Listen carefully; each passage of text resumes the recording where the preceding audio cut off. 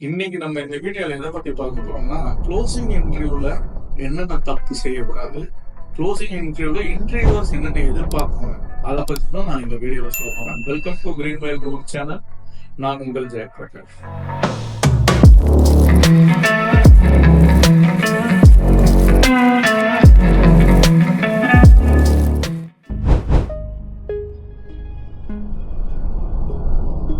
IG1 exam எழுத முடிச்ச உடனே ஒரு க்ளோசிங் இன்டர்வியூ ஒன்று இருக்கும். ஸோ க்ளோசிங் இன்டர்வியூங்கிறது IG1 பார்ட் தான். க்ளோசிங் இன்டர்வியூக்கு மார்க்ஸ் கிடையாது. ஸோ க்ளோசிங் இன்டர்வியூ எதுக்கு அப்படின்னு கேட்டீங்கன்னா, கேண்டிடேட் தான் வந்து உண்மையாவே அந்த எக்ஸாம் எழுதுனாங்களா இல்லையா, இதை கண்டுபிடிக்கிறதுக்கு தான் அந்த க்ளோசிங் இன்டர்வியூ. இதுதான் நம்ம கிரைட்டீரியா. ஸோ உண்மையான ஜென்யூன் அட்டம்ப்டா இல்லையா, இல்ல நீங்க வேற யாராவது கொடுத்து எக்ஸாம் எழுதுனீங்களா, இல்ல ரொம்ப இன்டர்நெட்ல இருந்து இருக்கிற எல்லா கண்டக்டும் உருவி போட்டு ஒரு எக்ஸாம் எழுதுனீங்களா. ஸோ இதெல்லாம் டெஸ்ட் பண்றதுக்கு தான் அந்த க்ளோசிங் இன்டர்வியூ. ஸோ க்ளோசிங் இன்டர்வியூல நீங்க என்னென்ன தப்பு செய்யக்கூடாது அப்படின்னு பாத்தீங்கன்னா, நான் எப்படி நடக்கும்னு சொல்லிடுறேன். ஸோ க்ளோசிங் இன்டர்வியூ பொறுத்த வரைக்கும் உங்களோட டீடைல்ஸ் கேட்பாங்க. எக்ஸாம் ரிலேட்டட் டீடைல்ஸ் நீங்க கையில வச்சுக்கணும். உங்க நேம், லேர்னர் நம்பர், உங்களோட ஐடென்டி கார்டு, நீங்க ரெஜிஸ்ட்ரேஷன் பண்ணும்போது ஐடி கொடுத்துருப்பீங்க, அந்த ஐடி கார்டு. ஸோ இதெல்லாம் ரெடியா கையில வச்சுக்கணும் நீங்க. ஸோ ஐடி கார்டுங்கிறது பாஸ்போர்ட் எது வேணா இருக்கலாம், டிரைவிங் லைசன்ஸ் ஆகலாம், இந்தியன் நேஷனல் ஐடி, எந்த கண்ட்ரியோட நேஷனல் ஐடியோ அது கூட வச்சுக்கலாம். இதுல எது அக்செப்டட் இல்லை அப்படின்னு பாத்தீங்கன்னா பேன் கார்டு. ஸோ மெம்பர்ஸ் வந்து கிளியரா இருப்பாங்க, பேன் கார்டு அக்செப்டட் கிடையாது அப்படின்னு அவங்க ஆல்ரெடி சொல்லிட்டாங்க. ஸோ நீங்க ஐடி ரெடி பண்ணி வச்சுக்கணும். எக்ஸாம் ரிலேட்டடா இருக்கிற அந்த user name of the portal, அதான் அந்த லேர்னர் நம்பர், உங்க நேம், இமெயில் இது எல்லாமே ரெடி பண்ணி கரெக்டா வச்சுங்க கேட்கும்போது சொல்றாங்க. ஸோ இப்போ இதுல யாராவது தப்பு பண்ணாங்கன்னா அப்போ சந்தேகம் வரும். ஸோ இப்போ இந்த தப்பு பண்ணக்கூடாது, உங்களோட லேர்னர் நம்பர் தெரியலன்னு சொல்லக்கூடாது, என்கிட்ட ஐடி கார்டு இல்லைன்னு சொல்லக்கூடாது இன்டர்வியூ டயத்துல. ஸோ ஐடி வந்து கிளியரா உங்க நேமும் போட்டோ தெரியற மாதிரி இருக்கும். நல்லா போட்டோ வந்து கலங்கலா ஒண்ணுமே தெரியாத அளவுக்கு, நேம் வந்து ரொம்ப விசிபிளே இல்லாத அளவுக்கு இருக்கிற ஒரு ஐடி கார்டா கொண்டு போனீங்கன்னா அது பெரிய தவறா போயிடும். ஸோ அப்ப ஆப்வியஸா என்ன செய்யறாங்க அப்படின்னா, நீங்க இன்டர்வியூக்கே ஆள் மாறாட்டம் பண்றீங்கன்னு நினைச்சிட்டு உங்க மேல ஒரு பிளாக் பார்க்கலாம். ஸோ மால் ப்ராக்டிஸ்ல சஸ்பெக்ட் ஆயிடும். ஸோ ஐடென்டிட்டி கார்டு எது காமிக்கிறாங்க, இப்போ for example passport, well and good. ஏன்னா பாஸ்போர்ட்ல கிளியரா போட்டோ தெரியும், நேம் தெரியும், அது நல்லா இருக்கும். ஸோ அந்த மாதிரி எந்த ஐடி கார்டுல நேம், ரீசன்ட் போட்டோலாம் ஓரளவு ஃபேஸ் சிமிலரா இருக்கும், அதை நீங்க சூஸ் பண்ணுங்க. So number 1. நம்பர் 2 என்னன்னு பாத்தீங்கன்னா, அந்த டீடைல்ஸ், உங்களோட எக்ஸாம் டீடைல்ஸை கையில வச்சுக்கீங்க. உங்களோட லேர்னர்ஸ் நம்பர், நேம் எல்லாத்தையும் டீடைல் கையில வச்சுங்க. ஸோ இன்டர்வியூ பொறுத்த வரைக்கும் பாத்தீங்கன்னா, இன்டர்வியூ ஆரம்பிக்கிறதுக்கு ஐடி கார்டு செக் பண்ணிட்டு, ரெண்டாவது ரூம் செக் பண்ணுவோம். இந்த இன்டர்வியூ நீங்க வந்து தனியா தான் கட்டணும். ஸோ ஒரு கும்பல்ல உட்காந்துட்டு நான் இன்டர்வியூ பண்றேன் இந்த கான்செப்டே கிடையாது. ஒரு 10 பேர் இருக்கிற இடத்துல உட்காந்துட்டு நான் இன்டர்வியூ பண்றேன்னு சொன்னீங்கன்னா மால் பிராக்டிஸ். ஸோ அந்த மாதிரி விஷயத்த நீங்க அவாய்ட் பண்ணணும். ஸோ இப்போ நீங்க ரூம்ல இருக்கணும், இன்டர்வியூ நடக்கும்போது இன்டர்வியூவர் வந்து உங்க ரூமை காமிக்க சொல்லுவாங்க. 360 டிகிரி ஆஃப் ரூம், இதான் கான்செப்ட். அதாவது நீங்க ஒரு இடத்துல உட்காந்தீங்கன்னா உங்களை சுத்தி இருக்கிற 360 டிகிரிஸும் நீங்க காமிக்கிற மாதிரி உங்களை சுத்தி ஃபுல்லா காமிச்சே ஆகும். ஸோ யார் இருக்கிறாங்க இல்ல, உங்க டேபிள்ல என்ன இருக்கு, ஏதாவது பேப்பர்ஸ், எக்ஸாம் ரிலேட்டட் ஏதாவது வச்சிருக்கீங்களா, புக்ஸ் வச்சிருக்கீங்களா, மெட்டீரியல் எல்லாத்தையும் அவங்க வெரிஃபை பண்ணுவாங்க. ஸோ நீங்க தனியா தான் இருக்கணும், வேற யாரும் இருக்கக்கூடாது. ரெண்டாவது என்ன செய்யக்கூடாது அப்படின்னா, எக்ஸாம் ரிலேட்டட் பேப்பர்ஸ் எதுவும் கையில வச்சுக்கூடாது, இல்ல மெட்டீரியல்ஸோ இல்ல புக்ஸோ, இந்த எக்ஸாம் ரிலேட்டட் இல்ல நம்ம நெபோட் சம்மந்தப்பட்டது எதுவுமே கையில் இருக்கக்கூடாது.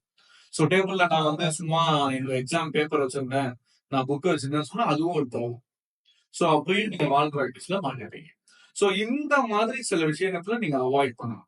எப்போ ஸ்டார்டிங் ஆஃப் இன்டர்வியூக்கு முன்னாடியே இந்த விஷயங்கள்லாம் இருக்கு. நம்பர், இமெயில் ஐடி எல்லாமே தெரிஞ்சிருக்கணும், என்ன ரெஜிஸ்ட்ரேஷன் டேட்ல கொடுத்தீங்களோ அது தெரிஞ்சிருக்கணும், ஐடி கார்டுல இஷ்யூ இருக்கக்கூடாது, ரூம்ல யாரும் இருக்கக்கூடாது, உங்க டேபிள்ல எதுவுமே இருக்கும்.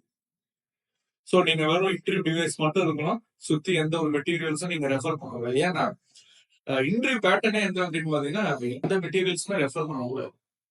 நீங்க எந்த ஒரு சோர்ஸ் ஆஃப் மெட்டீரியல்ஸும் இல்ல, ஒரு எலக்ட்ரானிக் டிவைஸ் வச்சிருக்கேன், லேப்டாப்பை திறந்து வச்சு படிக்கிறேன் அப்படின்னு எதுவும் செய்யக்கூடாது. ஸோ இது இன்டர்வியூக்கு முன்னாடி ஒரு ப்ராசஸ் நீங்க செக் பண்ணிக்கணும். ஸோ இன்டர்வியூக்குள்ள போனீங்கன்னா உங்களோட கேள்வி கேட்பாங்க, நீங்க என்ன டைப் பண்ணி வச்சிருக்கீங்க உங்க ஆன்சர் ஷீட்டை, அதை அப்படியே சொல்லு அப்படின்னு உங்களை மனப்பாடம் பண்ணி சொல்லலாம் சொல்லுவாங்க. ஸோ அந்த கான்செப்ட்ல இருந்தீங்க தயவு செஞ்சு அடிச்சுருங்க. உங்களை வந்து என்ன பாயிண்ட் எழுதுற, 2வது பாயிண்ட் என்ன எழுதுற, 3வது பாயிண்ட் என்னங்கிறது யாருமே கேட்க மாட்டாங்க. உங்களுக்கு அந்த கான்செப்ட் தெரியுதா இல்லையா? ஏன் இந்த கேள்விக்கு இந்த மாதிரி பாயிண்ட்ஸ் கொடுத்தீங்க? இதுதான் கேள்வியா இருக்கும். சோ ஒரு கான்செப்ட் இருக்கு. இப்ப ஃபார் எக்ஸாம்பிள் வந்து ஆடிட் செக்லிஸ்ட் அப்படின்னு இருக்குன்னா, அந்த ஆடிட் செக்லிஸ்ட்ல ஏதோ ஒரு பாயிண்ட் கேட்டு ஏன் இது வந்து ஆடிட் செக்லிஸ்ட்ல இந்த பாயிண்ட சேர்த்தீங்க? சோ இந்த மாதிரி தான் கேட்பாங்க. சோ உங்களுக்கு நாலேஜ் இருக்கான்னு தான் டெஸ்ட் பண்ணுவாங்க. நீங்க சொல்ற நாலேஜ் ஆன்சர் இருக்குல்ல, நீங்க என்ன ஒரு ஆன்சர் கொடுக்குறீங்களோ அந்த ஆன்சரை வச்சு அவங்க ஒரு அசம்ஷன் வந்துடுவாங்க. இந்த கேண்டிடேட்டுக்கு ஓரளவு சப்ஜெக்ட் நாலேஜ் இருக்கு, இவன் இந்த பேப்பரை எழுதிருக்க வாய்ப்பு உண்டு. நீங்க சும்மா நெட்ல இருந்து பாயிண்ட் பேஸ் பண்ணிருக்கீங்க அப்படின்னா உங்களால ஆன்சர் சொல்ல முடியாது. இல்ல உங்களுக்கு வந்து வேற ஒருத்தர் வந்து எக்ஸாம் எழுதிருந்தாரு அப்படின்னா இந்த ஆன்சர் உங்களால சொல்ல முடியாது. சோ இன்டர்வியூவருக்கு தெரிஞ்சிடும் நீங்க எந்த மோட்டிவ்ல ஆன்சர் பண்றீங்க, எந்த மாதிரி ஆன்சர்ஸ் கொடுக்குறீங்க, உங்களுக்கு உண்மையில நாலேஜ் இருக்கா இல்லையா. சோ இந்த தப்பு நீங்க செஞ்சே விடாது. என்ன அப்படின்னா, நான் வந்து கொஸ்டின் பேப்பர்ல இருக்கிறத ஆன்சர் ஸ்கிரிப்ட்ல இருக்கிறத நான் அப்படியே வரிசையா ஒப்பிக்கணும் அப்படிங்கிற கான்செப்ட் அடிச்சிருந்தது தவறு. சோ உங்களுக்கு என்ன நீங்க செய்யணும் அப்படின்னா, இன்டர்வியூல கேட்கிற கேள்விக்கு ஜெனியூனா ஒரு ஆன்சர். ஏன் வந்து இந்த கான்செப்ட் இதை சொன்னேன், அதை சொன்னேன் அப்படின்னு சொல்றத நீங்க சொல்லணும். அப்பதான் வந்து உங்களுக்கு நாலேஜ் இருக்குங்கிறத இன்டர்வியூவர் நம்புவாங்க. சோ மெயினா மால் பிராக்டிஸ் இன்வால்வ்மெண்ட் இருக்கா இல்லையான்னு பார்க்கறது தான் க்ளோசிங் இன்டர்வியூ. சோ அதனால இந்த சப்ஜெக்ட் நாலேஜ் நல்லா வளர்த்துங்க. நீங்க என்ன மாதிரி ஆன்சர்ஸ் எழுதிருக்கீங்களோ அதோட பேக்ரவுண்ட் ஏன் அந்த ஆன்சர் கொடுத்தீங்கிற நாலேஜ் இருந்தாலே போதும். சோ இன்டர்வியூவர் வந்து ஃபர்ஸ்ட் பாயிண்ட் என்ன எழுதுனா, செகண்ட் பாயிண்ட் என்ன எழுதுனா, 4th பாயிண்ட் என்ன எழுதுனா யாரும் கேட்க மாட்டாங்க. சோ உங்களுக்கு நாலேஜ் இருக்கா இல்லையான்னு தான் டெஸ்ட் பண்ணும். சோ அப்போ ரிப்போர்ட் இருக்கு, அந்த ரிப்போர்ட்டை பார்த்து நான் படிக்கிறேன், நான் படிக்காதீங்க. ஏன்னா உங்களை சுத்தி எதுவுமே இருக்கக்கூடாது. அதே மாதிரி லேப்டாப் ஓபன் பண்ணிட்டு லேப்டாப்புக்குள்ள ஏதாவது கண்டென்ட் எடுத்து பார்த்து படிக்கிறீங்கன்னா ஈஸியா கண்டுபிடிச்சிருவாங்க. சோ இதெல்லாம் வந்து மால் பிராக்டிஸ்ல மாட்டிப்பீங்க. சோ இந்த மிஸ்டேக்ஸ் தான் நீங்க பண்ணக்கூடாது. ஆக்சுவலா சொல்லிட்டு இருக்கவங்க சோ எல்லாத்தையும் காதுல வாங்கிங்க. சோ ஃபைனலா நீங்க உள்ள உட்கார்ந்து இருக்கும் போது எந்த தப்பும் பண்ணாது. சோ ஜஸ்ட் உங்களுக்கு என்ன தெரியுதோ அதை தாராளமா பேசுங்க.